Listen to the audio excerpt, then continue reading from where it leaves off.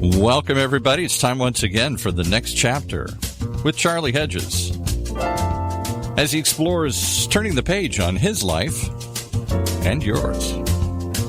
Hey, Charlie. Hey, Paul. It's always great to be here in studio with you. This podcast is a thought-provoking examination on the disappearance of the nuclear family. Our guest, Rands Sperry, above all, is a dedicated family man.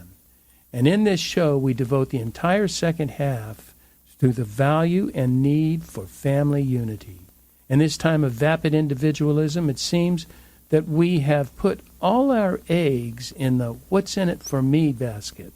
So I'm wondering, Paul, what about the what's in it for us basket?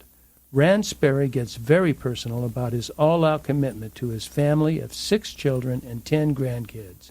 And oh, by the way, Rands Sperry happens to be a high-profile CEO known throughout the country for his business acumen in commercial real estate, managing in excess of $1 billion annually.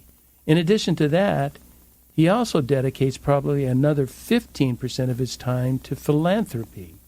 How does he do it? Rand reveals all this in a candid conversation. Please enjoy this most important show with Rands Sperry.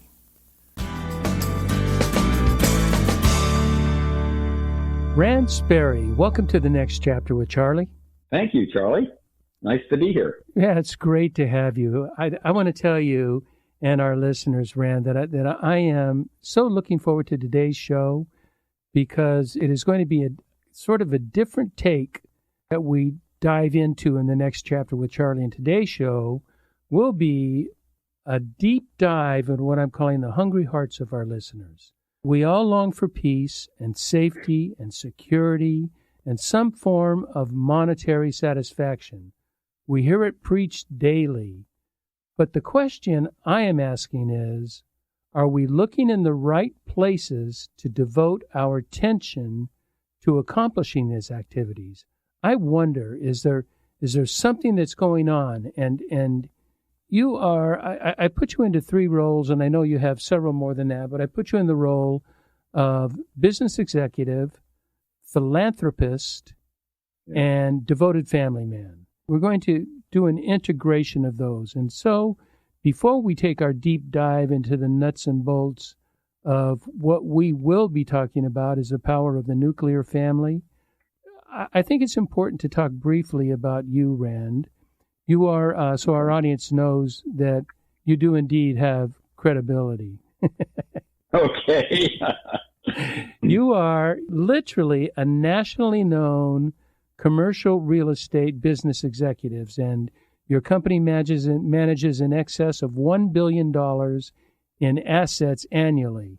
Now, in addition to your business, you are deeply immersed in philanthropy, and not just because you have resources and money to give, but also because you add wisdom and valuable management advice, which I have seen on several occasions. And so let's just kind of give a brief background so we can understand that. Now, first, tell me a bit about Sperry Equities and what it's all about, and kind of, if you don't mind divulging a little bit of bragging a little bit for me. I know you're a very humble man and you don't like to do that.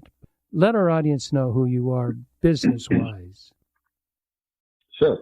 Well, I started, Charlie, in the commercial real estate brokerage, not actually in the acquisition and ownership of real estate on a large scale. So that's kind of how I got my name. And originally, we started the company in 1987, and gosh, that's 34 years ago, but I was 10 years in the business prior to that, and 12 years prior to starting the company. 1975, I bought my first fourplex. And how old were you at that time? I know we're going to give your age. 20. You were 20. I know. I was 20. You were 20 and you bought your first property? Yeah, I bought a fourplex all by my own.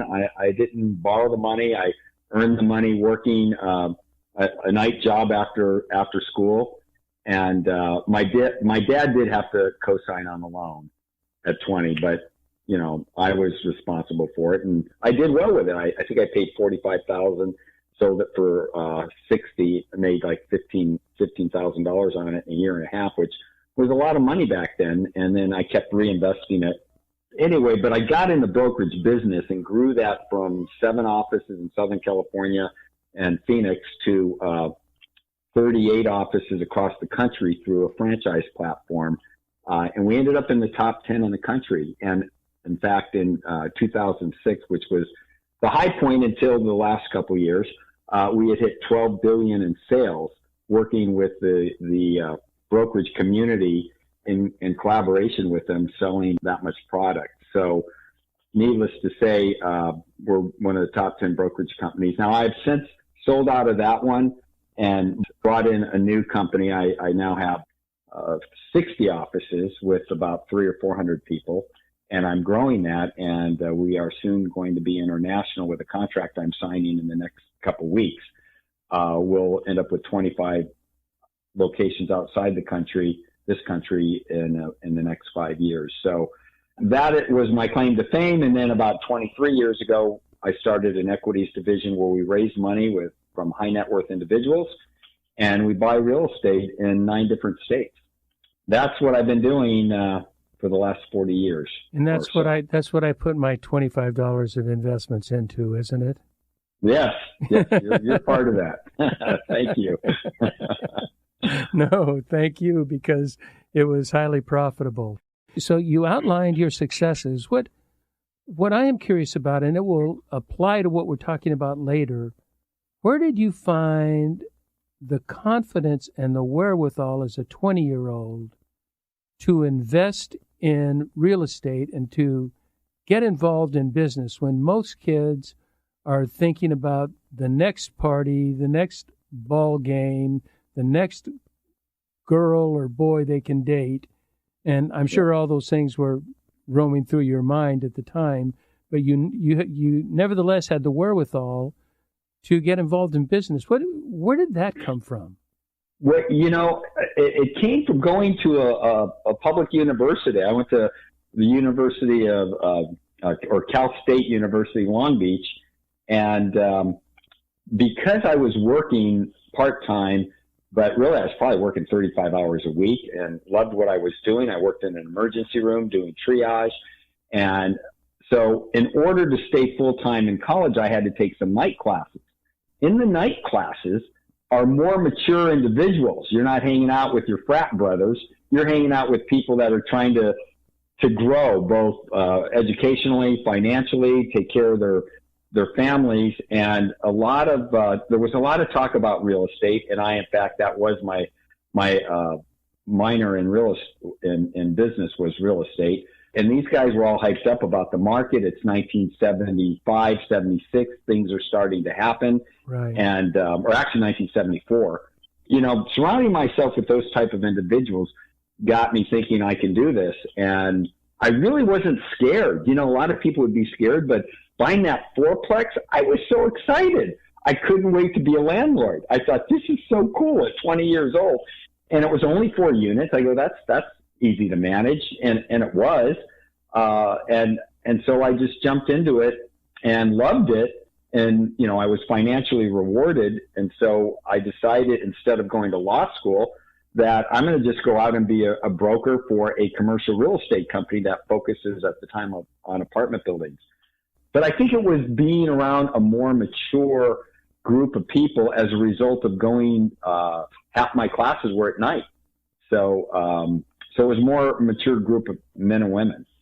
I did an adult learning, finished my bachelor's degree, and there was a popular saying that it is just unfortunate that education is wasted on the young, because they're not so interested in education as they are this college experience.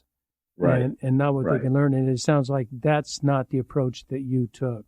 Yeah, I really didn't get the college experience. I went to school. When class was over, I went home or I went to work. And that was really my life. I managed to have a good time on Friday, Saturday, or Sunday. But, my average girlfriend was 90 to 180 days. And it was either because I just wasn't interested or they weren't interested. and somebody that was just too busy for him. So I managed to straddle both things, but I wasn't very good on the social side. I'm going to tease again our later conversation, but what role did your parents play in that? Well, both my parents were together, so until they died. They were very encouraging as far as what I was doing. In fact, it was my dad that was very focused on, he said, son, either become a corporate lawyer or a commercial real estate broker. And I thought that was really interesting. That was really the basis for a lot of this. And it was because he was an avid reader. He got out of high school with his GED because he didn't finish high school when he was young. He finished it when I was a little kid. And so, he didn't have a huge education, but he was very street smart. One of our war heroes from World War II had a Bronze Star and a Purple Heart, and really fought in that war on the ground in the infantry. So when he got out of that, he finished his education, his high school education, and he was a big influence. And then my mom was, just a stay-at-home mom, and made sure we stayed in line. But she liked to have a good time. Both of them did. It was really an interesting couple because they weren't your typical mom and dad of the 50s and 60s. They were always in for a party and a good time. And when they built their home in early 1960, we had a billiard room, we had a swimming pool, we had a basketball court, all those kind of fun things. They were there to make sure we had a good time. We traveled basically in the United States. We never went to Europe until I was older. So I had a good family unit there. And I had an older brother that was 2 or 3 years older than me. And so it's just the two boys and my parents, and they were fun. I wasn't scared of them. They didn't treat me poorly. They were very positive, empathetic. I remember even when I started in the brokerage business back then, you didn't have a cell phone. So I'd give them my home phone number. And if my dad or mom got a phone call from a prospective buyer, they would track me down because they knew time was of the essence on getting these deals done. You want to get right back to these people. And so they were really helpful and supportive of what I was doing.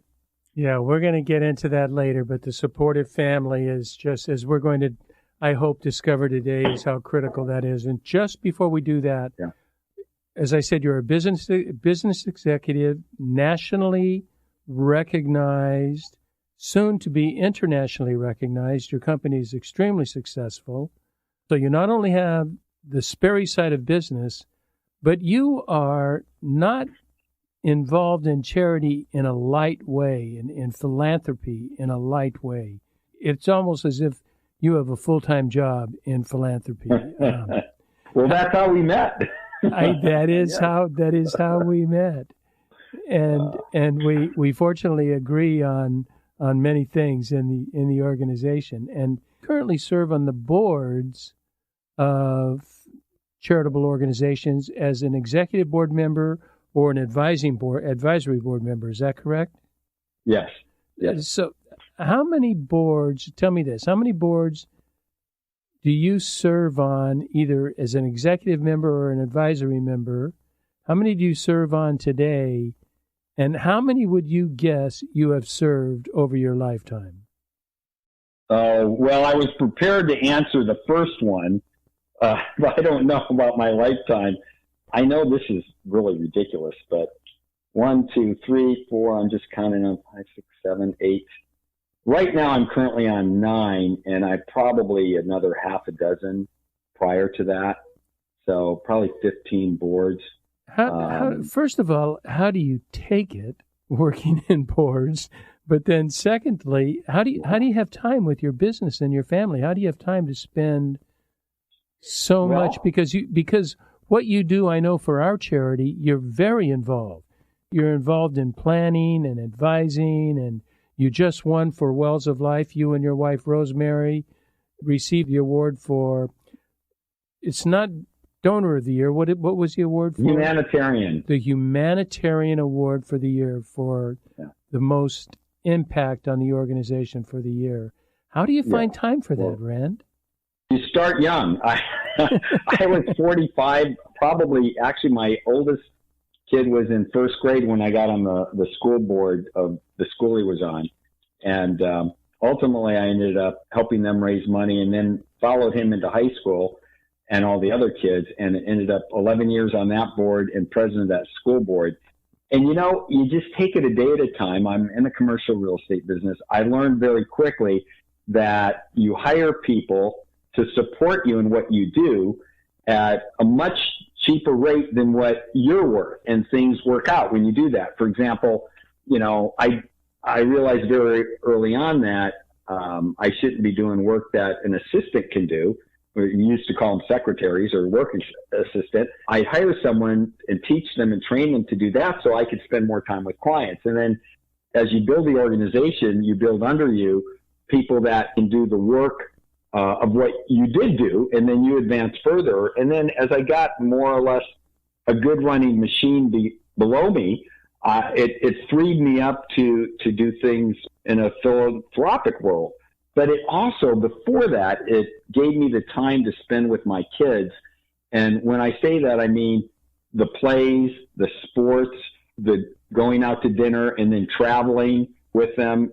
All those things I managed to do because I was able to build an organization underneath me that could support me. So I am very grateful for all the people involved in, the Sperry commercial and Sperry equities. They make me look good, and they do, 90% of the lifting. And that gives me the time to get involved in these organizations. So it has to be pretty well thought out to be able to do all that. And here's the interesting thing is that I got on a CEO board when I was only 35 or 36 years old. I qualified similar to Young Presidents Organization. And I learned from the guys that were 15 and 20 years older than me, because I would look at them and they'd be very successful, and yet they were on 4 or 5 boards, and they had time for their kids. And really, they were my mentors. And I'm like, if they can do it, I can do it. And I go, I don't know how they did it, but they did it. And now looking back at my life, I managed to duplicate what they've done, and realize that if you look at it on an overall lifetime, it seems like a lot of work. But when you just do it day by day, like I probably, today I had a 1 hour I spent on board stuff, and I probably spend 1 to 2 hours a day. And when you look at it that way, it's not so bad. And that's how you do it. It really is a day at a time, like so many other things. Rome wasn't built in a day, and it's so true. But you can do it. If I've given up anything, I've given up probably doing stuff for myself over the years, which was, let's say, going golfing or going out to the bar and hanging out with my buddies, things like that. But I started that at an early age. I gave that up, as you know, in college. I realized there are more important things in life than drinking and partying every night. And so I'm glad. I look back and I realized really what I really wanted was a family. And I wanted to spend time with that family and enjoy that family. So if I make enough money before I get married and I'm on my way, I can do that. And, I don't know if I've mentioned this, Charlie, but I had $1 million net worth before I got married. I got married at 28. I made my first $1 million at 26. I had enough passive income to get married. I mean, our first home was a 3,500 square foot home in San Marino. I don't know. That's like the Beverly Hills of the San Gabriel Valley. Yeah. It truly is. I mean, that's today, kind of Pasadena area, isn't it? Pardon me? Isn't that sort of Pasadena-ish? Yes, it's right below Pasadena. It's the wealthiest community in the San Gabriel Valley, and it really is on par with Beverly Hills. I mean, my house now sells for $800 to $900 a foot. The first house we were in. So. And that's $800 to $900 a foot. That's a lot of money, Rand. Yeah, that's what my first home. It's worth almost $3 million. But my point is that I did make sure I had financial resources before I got married. And people say, "How did you do it?" Because we haven't mentioned it yet, but we had 6 children, my wife and I, and we raised them. And I had time to travel. I know I've mentioned in the past that we've been to 55 countries and 32 states. Maui every year. I spent, as they were growing up, 5 to 6 weeks of vacation time with the family. but that's because, I had a head start. I didn't get married and live in a small little apartment with my wife when I got married. I had money. I was a lucky 20 in my 20s. I was a lucky kid. I was able to do a lot of business. I was a top broker in my company before I started my own, and I invested the money. I didn't just spend it on wine, women, and song. So I had the ability, and then I managed that throughout the years, and understood the balance. I think we're probably going to talk about the balance of life. I took a lot of seminars. I do encourage people in whatever business they're in. Those motivational seminars, Tony Robbins, some people make fun of them and some people love them. And there's all kinds of guys like that. Zig Ziglar was out there back in the day. Brandon Bouchard is big today. Yeah. Yep. And so I would attend those conferences. I'd read those books. Oh my gosh, how helpful that was. If anyone is listening to this podcast, please look up your motivational speakers. Find ones you like. You could put CDs in your car or go in person even, and it's really worth it. And a lot of them talked about having balanced life. So I did learn a lot from all that. So I started to execute that plan of, I really didn't think we were going to have 6 kids though. I mean, that wasn't what I thought was in the cards, but we had the first one and the second one 2 years later. Then about 14 months later, we had twins. Oh. So by the time my wife was 26 years old, we had 4 children, and I was only 32. So, gosh, we could have had another 4 or 5, but, we stopped at 6. True Catholics. Yeah, it has nothing to do with religion, really. It was about, we were having fun. I look at it today and it seems like it was a lot of work, but it really was a lot of fun. And I tell young parents with young children, enjoy these times. You're going to miss them. You're going to miss the times with your young children as they grow up and get married. And, then there's other types of fun, but you're going to miss this stage. So enjoy it. Don't wish for it to be over. It was interesting talking to my son a couple nights ago, and he's 28, and he says he has a chance. He's really he's a very good strategic thinker as a catcher, and there are already people talking about that he would be a good manager in baseball. And he says, I just don't want to do it because a manager works harder than a player, and I want a family, and there's no way I can nurture and have a relationship with my family and be working 16 hours a day. It's just not possible. So he says he wants to work on his family and then a second career after his family has reached a certain age. And it sounds like, that's your commitment, that he's just aligned himself with your commitment. And you also said something that really interested me, Rand, and you said it was fun. That's the thing. I think we look at life so obligatory that we think, we're obligated and committed to do this and committed, and it takes it it takes it into a different space. It takes it into a must-do space, and if I don't do it, then shame on me, rather than into commitment for joy and passion. I love what I'm doing. And I think in doing that, some may say you're lucky. I would say it's not luck. It's that you're believed that you set an environment for luck to happen, that you create a lucky, fertile soil for luck to emerge. Does that kind of thought mean anything to you? Yeah. I mean, to add to that, the fact is that you can't be selfish to execute on this plan. You can't be narcissistic. You can't be, I'm 30 years old and I got to live my life while I'm young and then go out and have a family. That doesn't work, in my opinion. To really have a successful family, you've got to be thinking not just about yourself, but about your family. So, when it comes to even your job, or like, for example, my partner and I, we had an agreement that we wouldn't get on an airplane until our kids were at least in high school. That was really the case. We didn't expand our company for years. We were just Southern California. And then we went to Phoenix, and I go, well, that's a 1-hour flight. I would go to Phoenix, visit with the office, and come home. And no one in the house would know. You could catch like an 8 a.m. flight and be home by 5 or 6. And no one even knew I was in Phoenix that day. So Phoenix was the exception. I would probably go there once a month or twice a month. But we didn't travel. All our ownership of real estate was Southern California. Our brokerage was in Southern California. And so that gave us time to be with our families. And, a lot of guys after work, in fact, you hear, when you're watching television after work, well, let's go out and get a drink. I never did that stuff unless it was for a business purpose.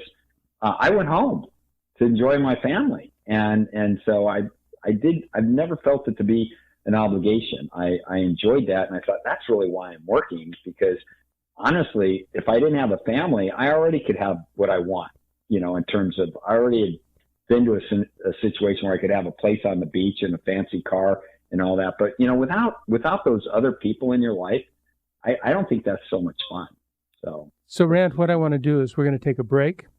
Sure. And then I want to come back and I want to spend the rest of our time on the Sperry clan and your love for them and as I've witnessed it, their obvious love for you. So let's take a quick break and we're going to come back and we're going to devote our time to family time.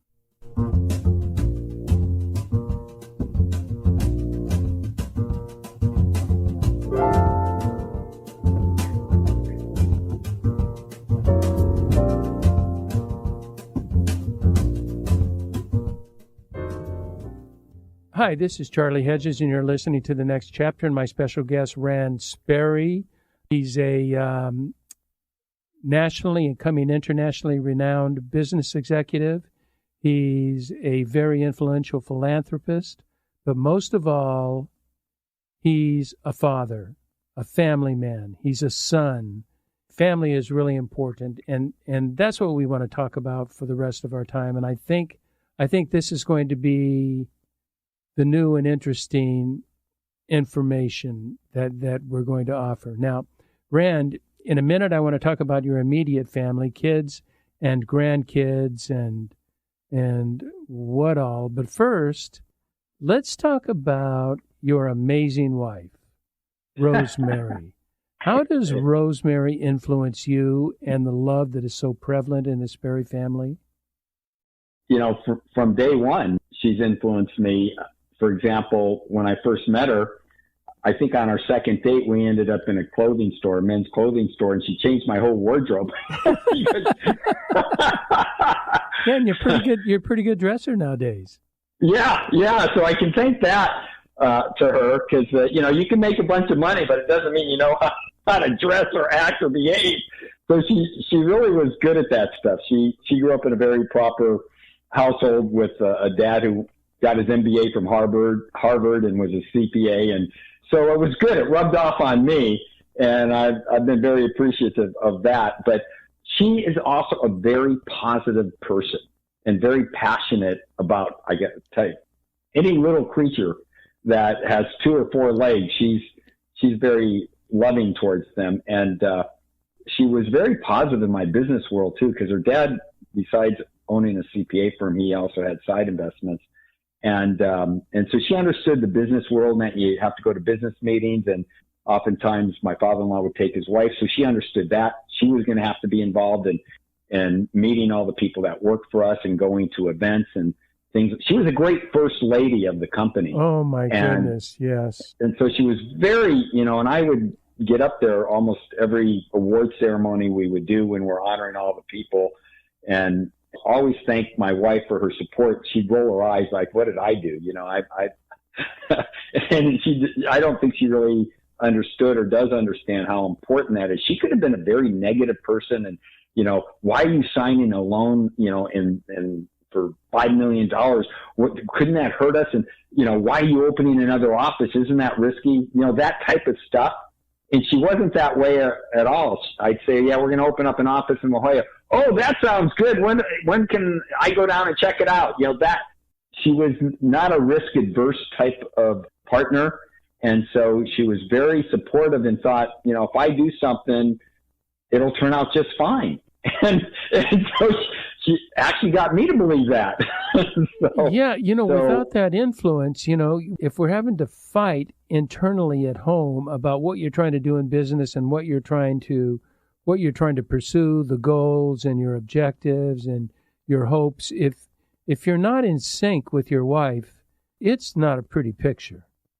Yeah, and one thing I have to tell the audience, I just saw you. That's how we decided to do the podcast this week, is I saw you at one of our favorite restaurants in Tustin, California, Zove's Bistro, and you happened to be there with another individual before your family came, and we were chatting. Rosemary then came with the wife of the man you were with, and 2 children were there, and they kind of sat separately, and within 5 minutes, the children were surrounding Rosemary. Yeah, it's just that Rosemary is the Pied Piper of children, and I think she's a Pied Piper of human beings. Everybody sort of goes to Rosemary, and it is, from my perspective, it is that she's interested in you, she's caring, she's non-judgmental, but she's also candid. She's refreshingly candid and tells you her beliefs, and whether she agrees with you or not, she's not going to condemn you for the beliefs. But she is very candid about where she's at, and she's just, I've always said that my wife is the rock of my foundation in my home. And I don't know if that's true for you, but that feels that way with Rosemary. Well, I couldn't agree more. I mean, you're right. If your spouse is adverse to what you want to do, and I've seen it with real estate brokers in our company, where I could see so much potential, but their wife was so nervous about when the next commission's coming in that, before you know it, they're out of the business. And I'm like, well, based on that marriage, he probably shouldn't be in this business. And vice versa. It's men not wanting their wife in our business because it is a male-dominated business. But I found actually the men are, for the most part, were darn supportive of their wives in the brokerage business too. So, because I'd meet them when we'd have these company events, you'd meet the spouses, and the successful ones, their spouse was extremely supportive. I think it's got to be that way in order to be successful. But you brought up something about she's very candid, and that is what attracted me to her almost immediately. She'll just say what's on her mind, and as you get older, I swear to God, even when we're watching a movie, we were watching a movie last night, and it was. Oh my God, I can't think of the name of it. It took place in Australia in 1951. And so this woman her teeth were really messed up, and she was laughing in the scene. And I'm thinking, gosh, her teeth are shot. And my wife, of course, the next word out of her mouth is, oh my God, look at her teeth. Just stuff like that. And we still laugh because we know what each other's thinking. And we'll say it out loud now. It's like unbelievable how in sync we are on silly stuff. We're not trying to impress people and give them a bunch of BS. She just acts the way she is, and it's very refreshing for me. It's been that way my whole life, and I think when people do meet her, they kind of like that spark and energy, and I've got my own opinion type of person without hopefully offending them. No, she's found that how to manage that tension, and she's very engaging and very embracing, and I always feel supported by Rosemary, and yet it's not just this, oh, way to go, Charlie, you're a nice guy.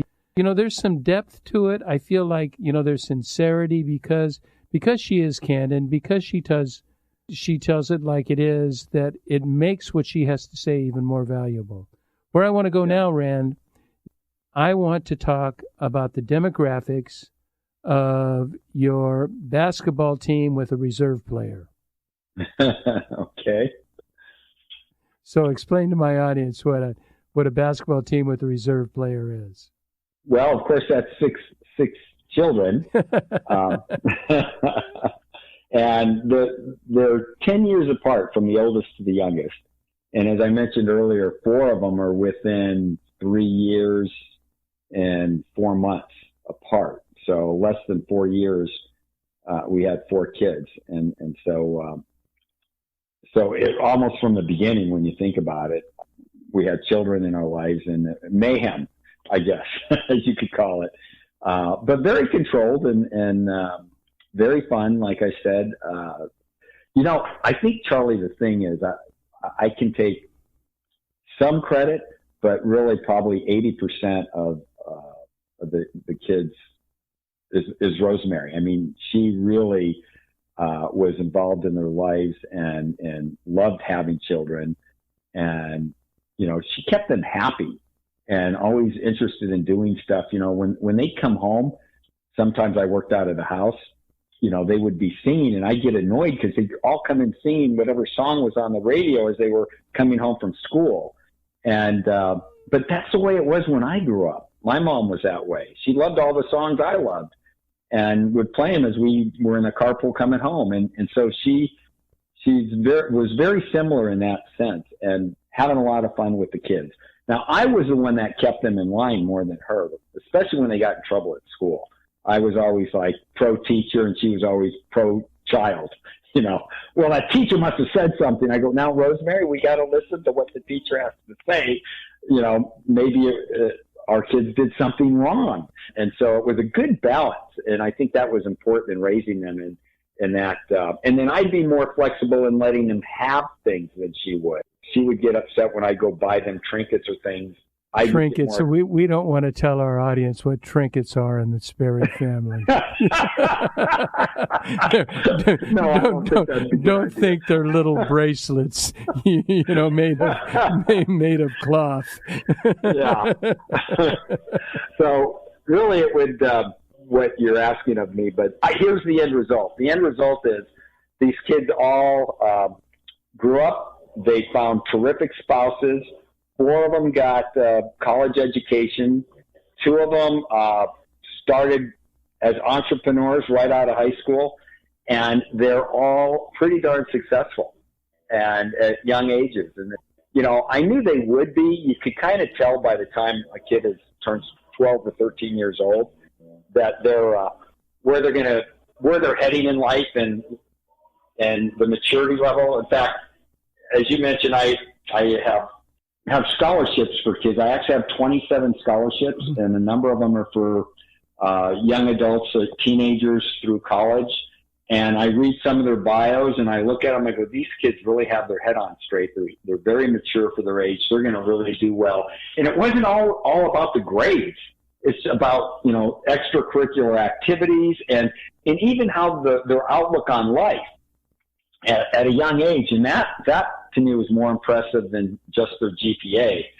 So, and I saw that with my own kids. I knew that this is really going to be, these kids are going to do fine. As long as both Rosemary and I stay on them, make sure they do well in college and graduate and get jobs. And the funny thing is, none of them, I take that back, 2 out of the 6, and they're actually son-in-laws, work for somebody, and the other 4 are entrepreneurs, as well as my daughters. A couple of them are just stay-at-home moms, and one of them has an event planning business for weddings.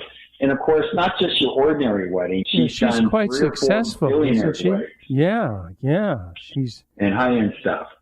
So, and she's been on reality television doing a wedding, a whole season of that. And so they all have had markers in their life, things that they've done that. I'm like, wow, good for them.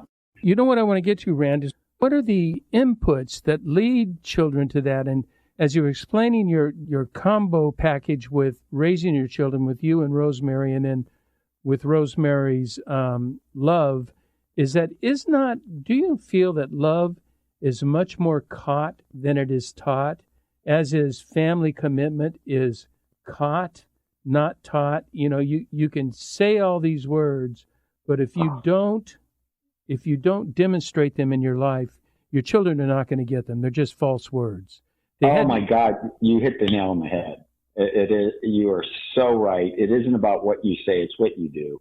We've heard that since we were yay high, and it's so true. The example, and they would write me. In fact, next time you're over, Charlie, I'll show you something that I have framed that they gave me for my 50th birthday, and all 6 of them, wrote like a couple of paragraphs about how they felt about me. And Oh, It my was, goodness. you know, it was just, it was all about you teach by example. Even when they were young, when we'd go on a trip or something, if there was a piece of real estate I had to see, they would watch me go there and analyze the property, and I'd talk about it, and we'd get back in the car and go. And it's been a joke for years. Oh yeah, we never went anywhere without stopping to look at some kind of investment property.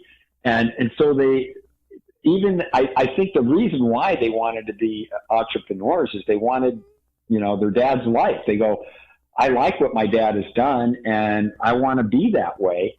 And I never encouraged them like to get into real estate. I mean, they all have done different things, and I wasn't trying to get them in the family business. In fact, none of them are in the family business. My eldest son is in residential, which I don't do, in Newport Beach, and he's one of the top brokers there, and has been very successful, and all on his own. And, you know, all of them have had successful businesses, but it's example. They've seen me do it, and they've seen the business flourish. I don't, you know, and I don't know, maybe they don't understand that businesses can fail, because we've been very lucky over my lifetime they've seen failures though in my life, in my business world, for sure. And so they do understand that, you know, you got to try different things. Some are going to make it and some aren't. And they understand that failure is part of success. And I would teach that to them when things didn't go well, or I got in some type of litigation that wasn't called for, but I had to deal with it. They understood that's part of the world, because they saw me go through it. They understand that there's risk out there, but the reward to them is just far outweighs the risk. So I'm excited about it, and it is all by example. I mean, I would take these kids, by the way, on the philanthropic things we do. I have always would drag one of them along with me, or more than one of them, to, you know, handing out food or whatever. Yeah, Kelly was activity. your daughter Kelly was in Uganda with me. Yeah, exactly. That was the ultimate, by the way, dragging my kid to do something with me. Into rural, a model, you know, who's used to the privileged life out there living in 1-star hotels. I think that was the most beautiful thing, is that you're right. She's used to, you know, flying first class and being in 5-star hotels. And not just because of me, but because of who she married. And she had no problem getting on that plane and spending that 7 to 10 days. And first thing she would do is pick up those babies. Do you remember that? My goodness. I mean, the kids loved her. She loved the kids, and the kids loved her. She was just such a joy on that trip. Yeah. And they weren't like cleanly dressed. I mean, a lot of them, you know, you could smell, you know, sometimes even urine. She didn't care. She just was so in love with those kids and wanted to help every single one of them. And I would think to myself on that trip, what did I do right that she's so good about all this, that she can have a glamorous life walking down the red carpet, which by the way was the week before the trip, and then the next minute she's in Uganda holding this little 1-year-old or 2-year-old with such love, like it was her own child. I just said, what did I do right? It's kind of funny. Sometimes instead of looking at what we did wrong, you've got to analyze, how did I manage to raise somebody like this? And I know, you know, Rosemary is 80% of that, in my opinion. But you need that father in their life. In my opinion, that male figure helps guide these kids. And it gives just enough. It's kind of like baking a cake. If you don't put every single ingredient in there, the cake doesn't taste right. Yeah. You know, even if you don't want to give dad 50% credit, that 20 or 30% that they give, if they're the main breadwinner, or vice versa, that other person, you know, somebody's got to raise these children. And sometimes it's a dual job. But whatever it is you give to that is so important and can change that kid's life. And, you know, today it's a challenge. Do you know, Charlie, 1 out of 5 families in Orange County is fatherless? It's a single parent, a single female parent raising those I'm kids. surprised the number is not greater than that. There was a day, let's wrap it up with this, Rand. There was a day in America we call it the Ozzie and Harriet days, or you and I went over the Cleaver days or the Nelson days that many don't remember, but they were shows in the 50s and early 60s where it was, the so-called American dream. But that was a day when the nuclear family was so much more valued than it is today. We live in a culture of change where there is no nuclear family. We move away from our families because of jobs, because of school, a number of reasons. There's just a number of reasons, but the unity of the nuclear family is no longer quite as prevalent.